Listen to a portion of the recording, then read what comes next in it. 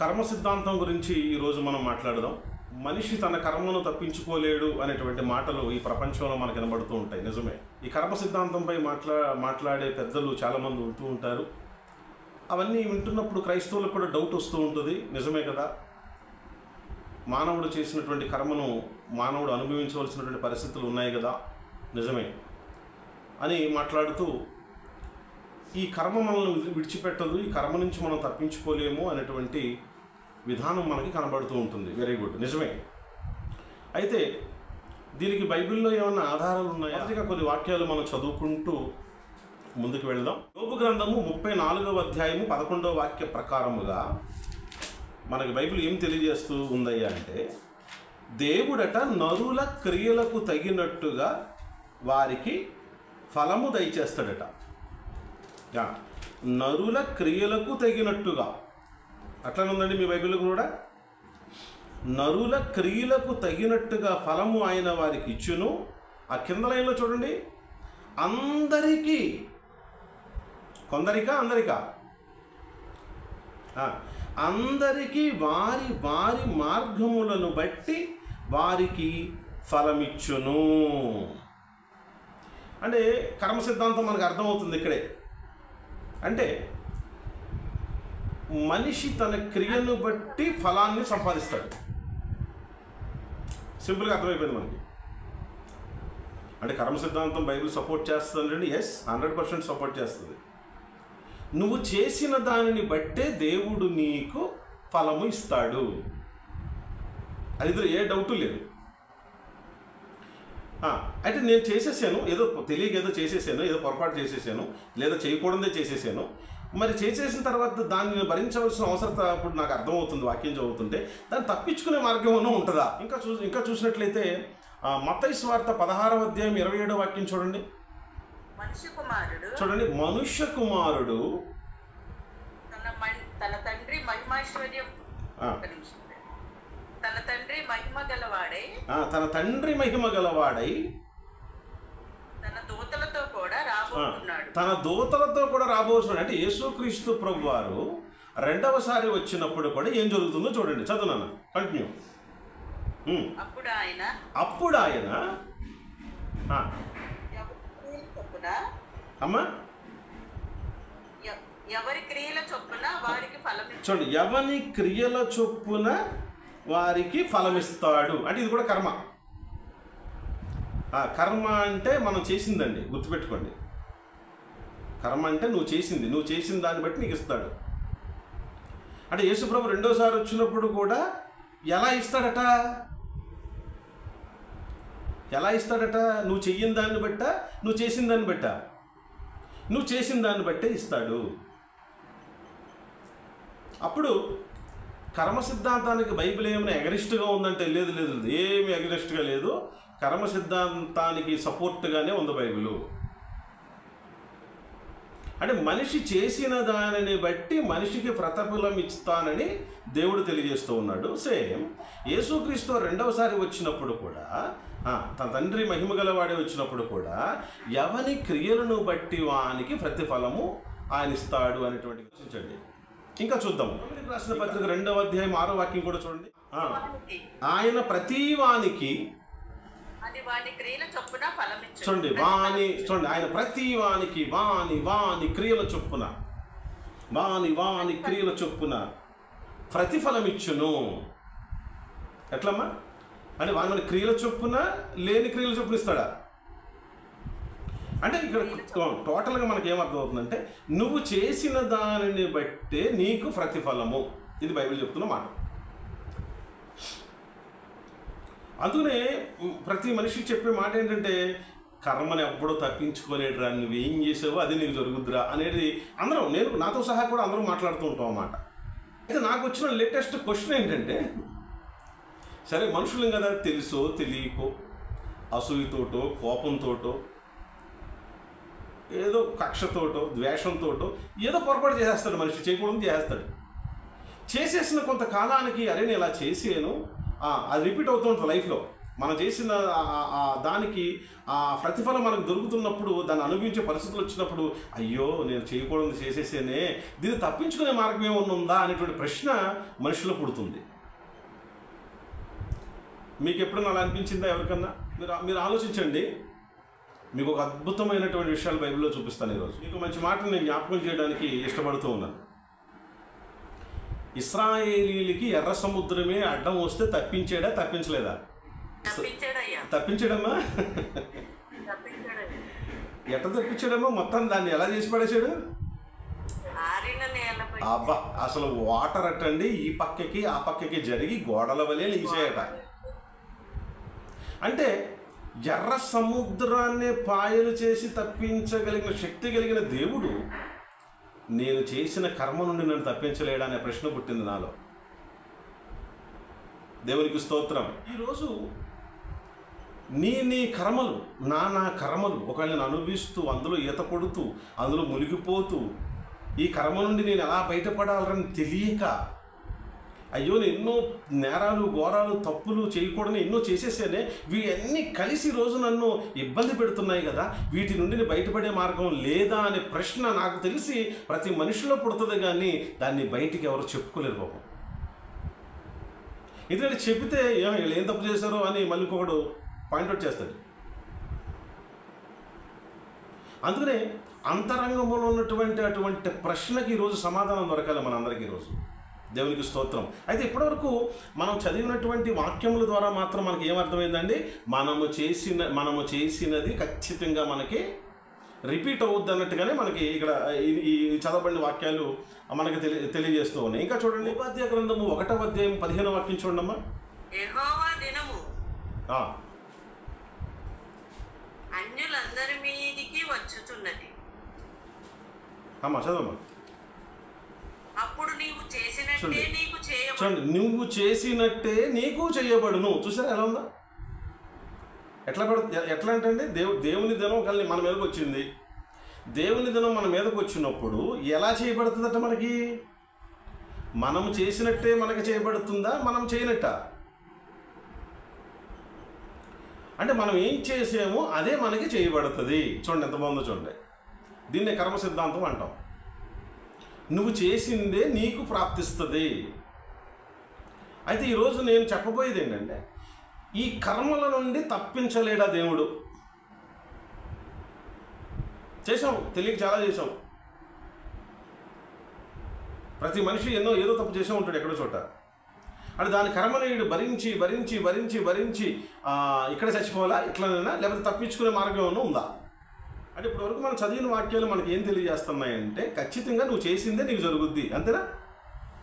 అలాగే మనకి ఆ వాక్యాలన్నీ కూడా సపోర్ట్ చేస్తూ ఉన్నాయి.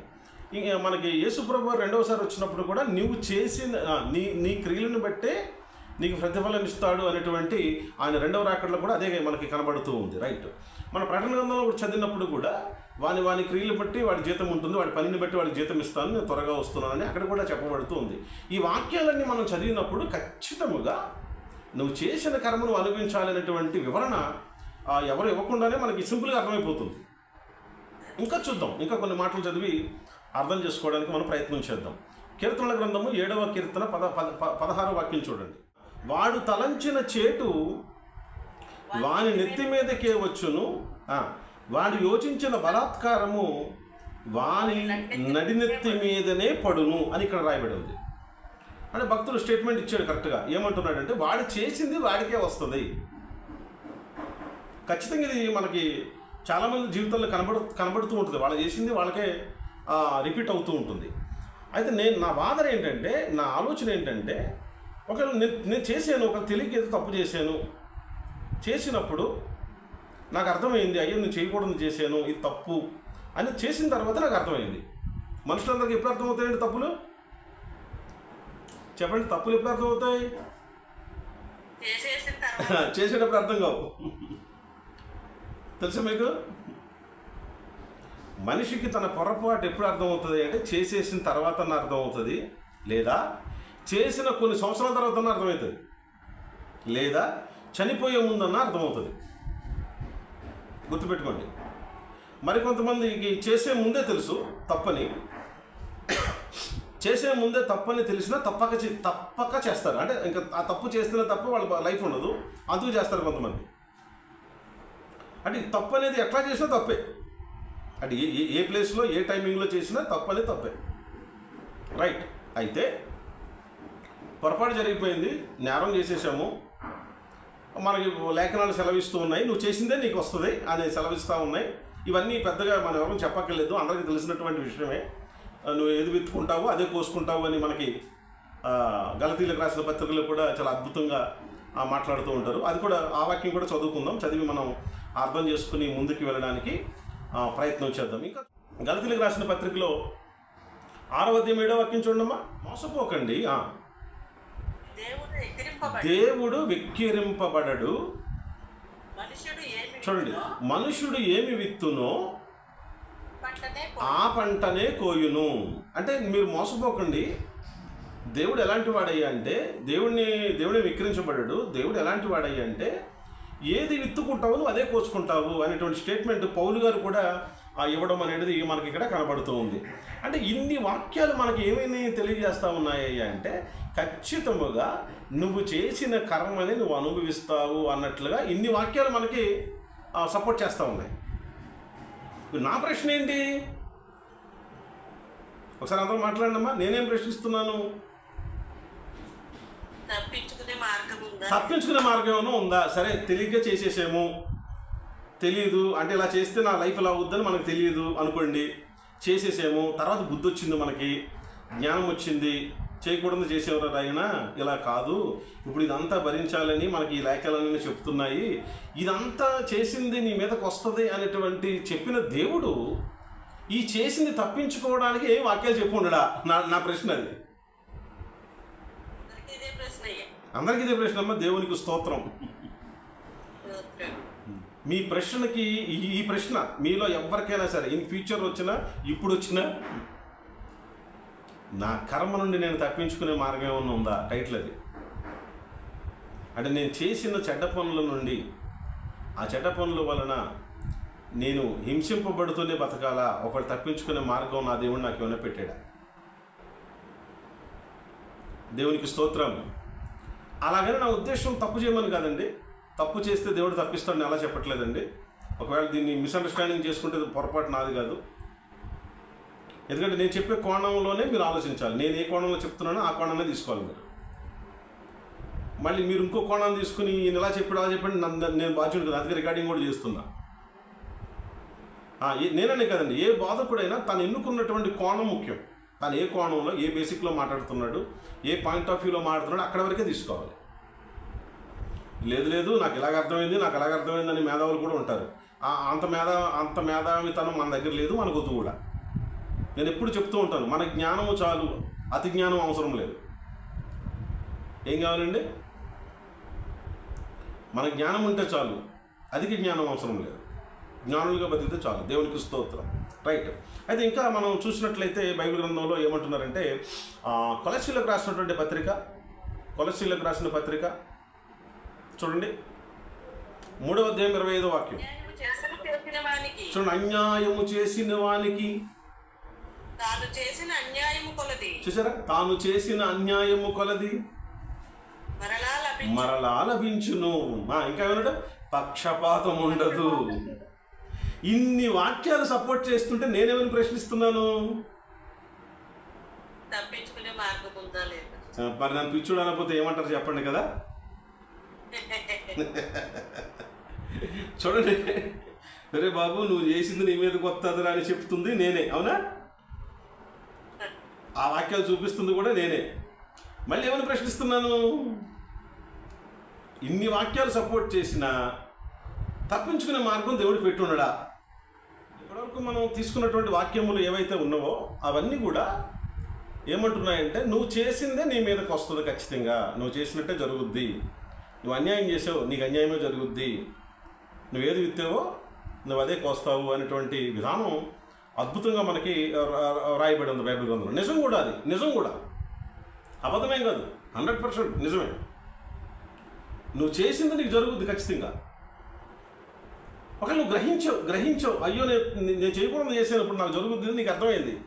తప్పించుకోవడానికి ప్రయత్నం చేస్తే తప్పించుకునే అవకాశం ఏమన్నా దేవుడు ఇస్తాడా? ఈ పనిష్మెంట్స్ భరిస్తున్నప్పుడు మాత్రం మనిషికి ఏమనిపిస్తాయి అంటే, కరెక్టే, నేను అలా చేశాను కాబట్టి నాకు ఇలా జరిగింది అనేటువంటి జడ్జిమెంట్కి మనిషి కూడా వస్తాడు.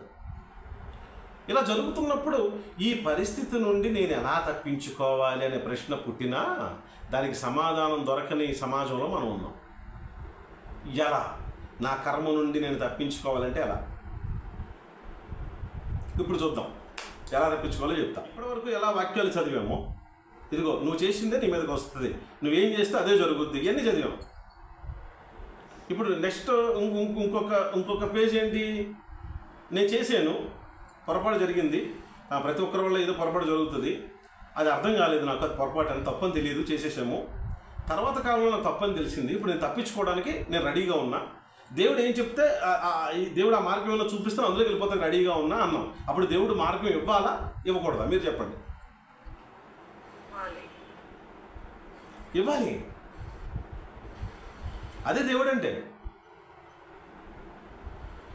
మరి ఆ మార్గం ఎలా ఉందో చూద్దాం. చాలా జాగ్రత్తగా, చాలా మంచి మనసుతో ఆలోచించాలండి వాక్యాన్ని. సామెతల గ్రంథము 28వ అధ్యాయం 13వ వాక్యం చదవండి. అతిక్రమములను దాచిపెట్టువాడు వర్ధిల్లడు, వాటిని ఒప్పుకొని విడిచిపెట్టువాడు శిక్ష పొందడా? శిక్ష పొందడా? ఉందా మార్గం? ఏం చేయాలట? కర్మను తప్పించుకోవాలంటే ఏం చేయాలట? కర్మ అతిక్రమాన్ని దాచిపెడతామే కర్మ.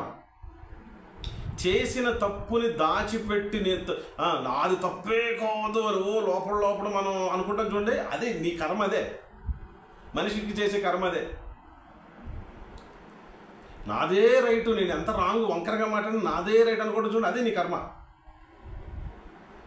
ఆ లోపల దాచుకుని అహంతో బతుకుతాను చూసారండి. అందుకనే ఆ జీవితాలు ఎప్పటికీ వర్ధిల్లవు. అందుకన్నాడు, అతిక్రమములను దాచిపెట్టువాడు వర్ధిల్లడు, వాటిని ఒప్పుకొని విడిచిపెట్టువాడు కనికరము పొందును. అంటే కర్మ ఏమవుతుంది? అప్పుడు క్లోజ్ అయిపోయింది అంతే. ఇంకా ఎందుకేంటి? ఒప్పుకునేవాడా, ఒప్పుకుని విడిచిపెట్టువాడా? చాలా మంది ఇందులో తెలివితేటలు ఉపయోగిస్తారు. అందరూ ఒప్పేసుకుంటారు, ముందు విడిచిపెట్టరు. ఒప్పుకునేవాడు గొప్పోడు కాదురా నాయన, ఒప్పుకుని విడిచిపెట్టేసేయాలి. ఎట్లండి? అర్థమైంది, పోనీ పర్వాలా, ఎప్పటికీ అర్థమైంది, చచ్చిపోయే టైంకి అర్థమైంది. అయ్యో నేను ఇన్ని తప్పులు చేశానే, అవునే కదా, వాళ్ళ పట్టలా చేశాను, ఇలా పట్టలా చేశాను, వాళ్ళని ఇట్లా అన్నాను, వాళ్ళని అట్లా అన్నాను, ఆ తప్పని తెలిసినా అన్నాను, తప్పని తెలిసినా చేశాను. మరి ఏం చేయాలి? ఒప్పుకోవాలి ప్రభు దగ్గర. మళ్ళీ ఇంకా అలా చేయడానికి అసలు ట్రై చేయకూడదు. అప్పుడు వాడికి కర్మ నుండి తప్పించుకునే మార్గం ఉంది. ఏమంటున్నాడు? అతిక్రమములను దాచిపెట్టువాడు వర్ధిల్లడు, వాటిని ఒప్పుకొని, వాటినంటే ఆ అతిక్రమములను ఒప్పుకొని విడిచిపెట్టువాడు కనికరము పొందును. ఎవరు కనికరిస్తారండి? మనుషులా? దేవుడు. ఎందుకంటే నువ్వు చేసింది నీ మీదకి రప్పించేది దేవుడు, మనుషులు కాదండి. గుర్తుపెట్టుకోండి, మనుషులు కాదు రప్పించేది. మనుషులు ఏం ప్లాన్ చేయరు, అవసరంలా. తెలివైనడు ఎవడో కూడా నాకు ఇలా చేశారు కాబట్టి నేను అలా చేద్దాం అనుకోడండి, వదిలేస్తాడు. దేవుడు ఏం చేస్తాడయ్యంటే, వీళ్ళు ఇంత అహంతో బతుకుతున్నారని వాళ్ళ మీదకి అమలు చేస్తాడు. ఆ అమలు చేసినప్పుడు మనం ఇంత బైబిల్ జ్ఞానం సంపాదించాము కదా, అయ్యో నేను ఈ పొరపాటు చేశానే, వాళ్ళ పట్ల ప్రవర్తించిన చేయకూడదు నేను అని నీకు అర్థమైనప్పుడు అతిక్రమము దాచిపెట్టకుండా ప్రభు దగ్గర ఒప్పుకొని విడిచిపెట్టేసి అసలు అటువంటి బ్రతుకు మళ్ళీ నువ్వు బ్రతకకుండా ఉంటే నీ కర్మను నువ్వు తప్పించుకుంటావు. దేవునికి స్తోత్రం. ఈ రెండు విషయాలు చాలా సీరియస్గా తీసుకోండి. ఏంటి? ఒప్పుకొని విడిచిపెట్టాలి. ఎట్లా అండి? కొంతమంది విడిచిపెడతారు, ఒప్పుకోరు. ఇదొకటి ఉంటుంది మళ్ళీ, తెలుసు మీకు? ఇది అర్థమైందా మీకు ఏమన్నా? అంటే ఎట్లా అంటే, ఇంతకుముందు అలా చేశాను కదా, ఇక్కడి నుంచి అలా చేయకూడదు అని అలా చేయడం మానేస్తారు. కానీ ఆ చేసినట్లు ఒప్పుకుని చావరు మళ్ళీ. ఇదో తలకాయ పొట్టు. నేను ఇదొకట్లా బతకట్లేదు అంటావు. మరి ఒప్పుకున్నావా? నువ్వు చేసిన తప్పులను ఒప్పుకున్నావా? దేవుడు ఏమంటున్నాడు తెలుసా? నీ అతిక్రమం నా దగ్గర ఒప్పుకుంటే నేను నిన్ను కనికరిస్తానయ్యా అన్నాడు. అబ్బా ఏం మాట అండి అది. అందుకనే కర్మ నుండి విడిపించే కనికర స్వరూపుడు, ఇది టైటిల్. నీ కర్మ నుండి విడిపించే కనికర స్వరూపుడు దేవుడు. నువ్వు చేసే నీ కర్మలు నిన్ను వెంటాడుతున్నాయేమో, అవన్నీ కూడా క్లోజ్ చేయగల కెపాసిటీ దేవుడికి ఉంది. అది ఎలా క్లోజ్ చేస్తాడయ్యి అంటే వాటిని ఒప్పుకుని విడిచిపెట్టేయాలి. ఒక్క రిఫరెన్స్ పట్టుకుని మాట్లాడుతున్నారు పాస్టర్ గారు అనుకుంటారా? ఎన్ని రిఫరెన్స్లు ఉన్నాయో చూపిస్తా చూడండి. ఇంకా చూడండి. ఇర్మియా గ్రంథం 3వ అధ్యాయము 14వ వాక్యం చూడండి అమ్మా.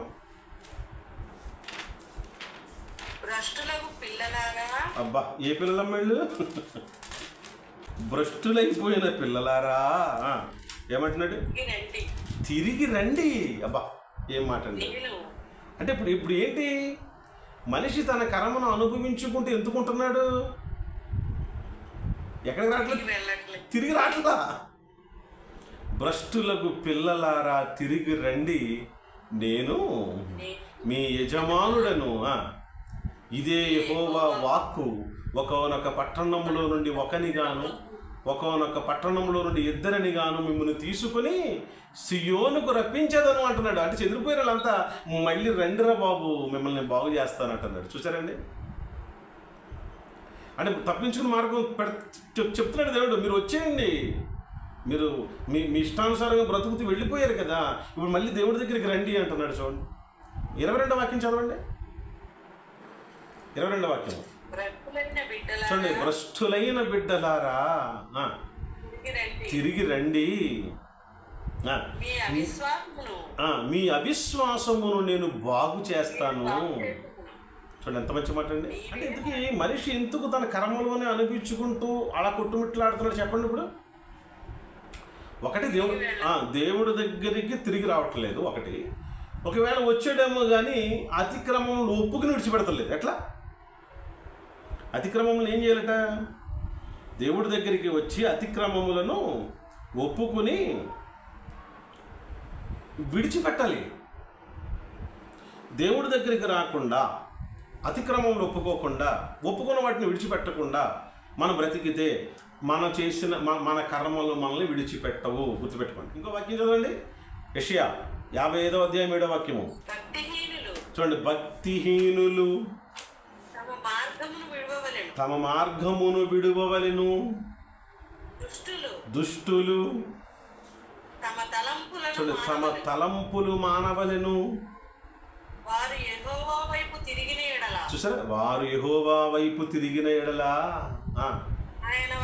ఆయన వారి యందు జాలిపడును. ఎవరి యందు? భక్తిహీనుల యందు. అదేంటండి, భక్తిహీనుల యందు జాలిపడతాడా? ఏదో బాగుంది. ఎప్పుడండి?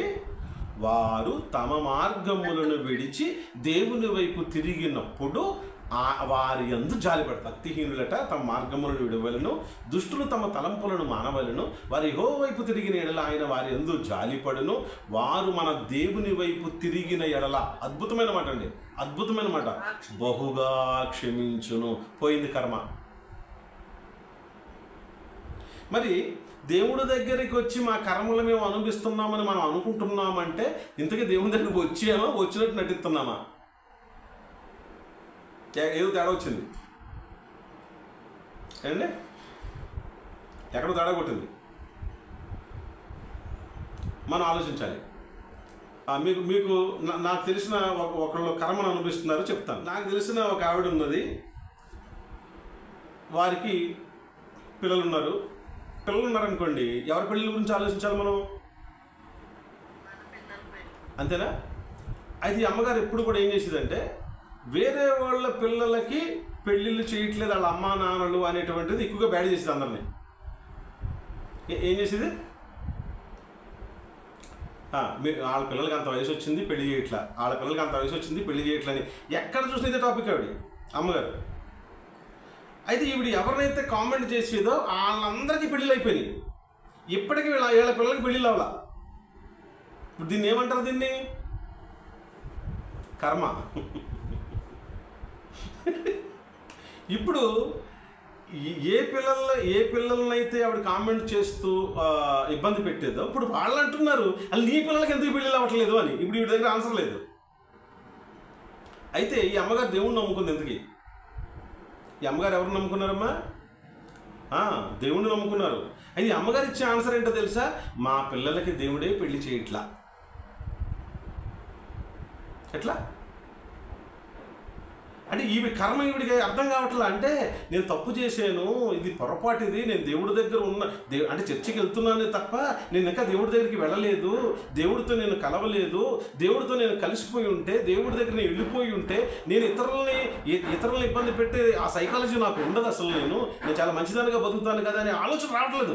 ఎంతసేపు కాడికి ఏమవుతుందంటే వీడికి తెలివిగా దేవుడి చిత్తం లేనట్టుందండి మా అమ్మాయి పెళ్లి విషయంలో అంటది. ఏంటి దేవుని ఏంటండి పెళ్లి చేసుకోకపోవటం కూడా దేవుని చిత్తమా? ఏమైనా అర్థం ఉందా మనకి వాదనకి? మనం అనుభవిస్తున్నారు క్రైస్తవులు. తప్పించుకునే మార్గం ఉంది కానీ అది చూడట్లా. ఏంటి తప్పించుకునే మార్గం? అతిక్రమములను దాచిపెట్టకుండా వాటిని ఒప్పుకుని విడిచిపెడితే దేవుడు మనల్ని క్షమిస్తాడు. ప్రియమైన వాళ్ళారా, అంటే ప్రపంచంలో నువ్వు ఏ మూలకెళ్ళినా నీ కర్మ నిన్ను వదలదనే చెప్తారండి. కానీ బైబిల్ ఏం చెప్తుందో తెలుసా? నీ కర్మ నుండి దేవుడు నిన్ను తప్పిస్తాడని చెప్తుంది. దేవునికి స్తోత్రం. అయితే దానికి కొన్ని రూల్స్ పెట్టాడు. ఈ రూల్స్ నువ్వు ఫాలో అవ్వగలిగితే,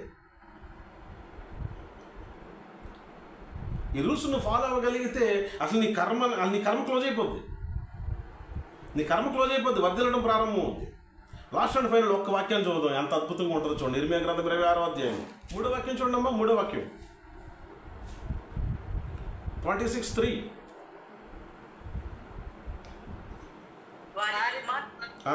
చూడండి. వారి దుర్మార్గమును బట్టి వారికి చేయదలసిన కీడును చేయక, చూడండి, వారికి చేయదలిచిన కీడును చెయ్యక నేను సంతాపపడినట్లుగా. అంటే దేవుడు ఏమంటున్నాడండి? వాళ్ళకున్న దుర్మార్గాన్ని బట్టి నేను కీడు చేయడానికి రెడీగా ఉన్నా. అయితే ఈ చేయాలనుకున్న కీడు చేయకుండా నేను సంతాపపడినట్లుగా వారు ఆలకించి అంటే తన దుర్మార్గం విడుచుదురేమో నీవు వారితో ఈ మాట చెప్పవలను అంటున్నాడు. అంటే దేవుడు ఏమంటున్నాడంటే ఉన్నటువంటి దుర్మార్గులకు నేను కీడే చేస్తాను. ఒకవేళ కీడు చేయకుండా సంతాపపడిపోయేటువంటి పరిస్థితి కూడా నాకు ఉంది. అయితే నువ్వు వెళ్ళి వాళ్ళతో మాట్లాడు, వాళ్ళు ఏమైనా మారతారేమో మాట్లాడు. అబ్బా, అసలు ఏం ఆఫర్ అండి ఇది! ఎంత గొప్ప ఆఫర్ ఇది! నువ్వు చేసిందే నీ నెత్తి మీదకి వస్తుందని చెప్పిన దేవుడు అది రాకుండా ఉండాలి అంటే నువ్వు మారతావా అని అడుగుతున్నాడండి. బాగుందా? ఎట్లా అండి?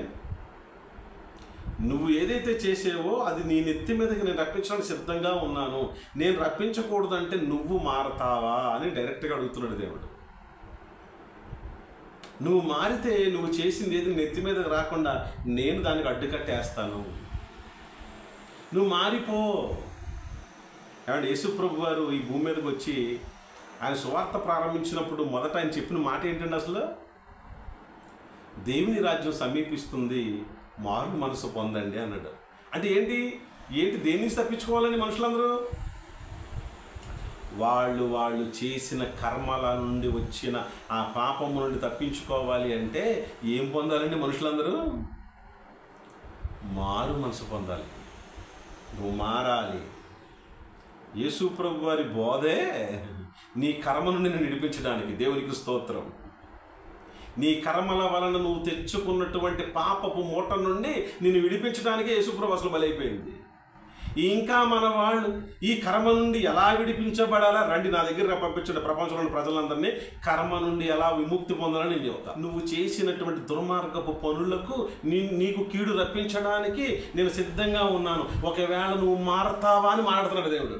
ఒకవేళ నువ్వు మారితే నీ మీదకి నేను రప్పించను అంటున్నాడు. అంటే దేవుడు నువ్వు చేసిందే నేను నెత్తి మీదకి వస్తాను చెప్పిన అదే దేవుడు తప్పించుకుని మార్గం పెట్టాడా పెట్టలేదా? ఇప్పుడు మీరు చెప్పండి. నువ్వు చేసింది నేను నెత్తి మీదకి వస్తాను చెప్పిన అదే బైబిల్ అవి రాకుండా ఉండాలంటే ఏం చేయాలి కూడా అద్భుతంగా చెప్పింది అదే బైబిల్. ఇదిగో నీ అతిక్రమములను దాచిపెట్టకుండా ఒప్పుకొని విడిచిపెట్టే. ఆ దేవుని కొరకు నువ్వు బతకడానికి నువ్వు సిద్ధపడిపో. మన జీవితం ముగిసిపోయిన తర్వాత, మనకి వయసు అయిపోయిన తర్వాత మనం ఏమి చేతగాని పరిస్థితుల్లో శక్తిహీనులుగా అయిపోయిన తర్వాత నేను ఏదో చేసేద్దాం అనుకున్నానండి, నా వల్ల అవ్వలేదండి, ఈ డైలాగులు చెప్తే గొప్పడు కాదు. అసలు ఆ డైలాగులు చెప్పకూడదు, అవి చేతగాని మాటలు అవన్నీ కూడా. ఇది ఈరోజు నిర్ణయం తీసుకుందాం. మా అతిక్రమములను దాచిపెట్టకుండా దేవుని సన్నిధిలో ఒప్పుకొని విడిచిపెట్టి, ఇదిగో నేను దేవుని పని ఎలా చేయాలి, దేవుని కొరకు అసలు నేను ఎలా బ్రతకాలి, నీ జీవితం, నీ కుటుంబం, నీ జీవితం మొత్తం అసలు ఆ దేవుడి కొరకు అంకితం అయిపోవాలి. వీళ్ళంటే వీళ్ళు దేవుడి మనుషులు రా బాబు అని చెప్పాలా? వీళ్ళు ఎవరంటే వీళ్ళు దేవుడి మనుషులు, దేవుడి కొరకు ఏదైనా చేస్తారు వాళ్ళు, దేవుడి కొరకు మాట్లాడతారు, దేవుడి కొరకు పాటలు పాడతారు, దేవుడి కొరకు ఏదైనా చేయగలరు వాళ్ళు. అది వాళ్ళ కెబిలిటీ. ఇది మాట్లాడాలి మన గురించి. వాళ్ళు క్రైస్తవులు అంటే ఏదో చర్చికి వెళ్తారంటే ఇలా కాదు మాట్లాడాల్సింది, అట్లుగా. ఇది ఎంత అద్భుతమైన ప్రసంగమో మీరు ఆలోచిస్తే ప్రియమైన వాళ్ళరా. ఎంతోమందికి కర్మను తప్పించుకునే మార్గమే లేదంటున్న వాళ్ళకి ఈరోజు మన దగ్గర ఇంత మంచి సబ్జెక్ట్ ఉందండి. నిన్ను కర్మ నుండి తప్పించే దేవుడు ఉన్నాడు, వస్తావా? ధైర్యంగా చెప్పండి, నీ కర్మ నుండి తప్పించే దేవుడు ఉన్నాడు, ముందు సబ్జెక్ట్ నేర్చుకో అని చెప్పండి. దేవుడు మిమ్మల్ని అందరినీ దీవించి ఆశీర్వదించి మీ కర్మల నుండి మిమ్మల్ని విడిపించి మిమ్మల్ని వర్ధిల్లజేయునుగాక. ఆమేన్.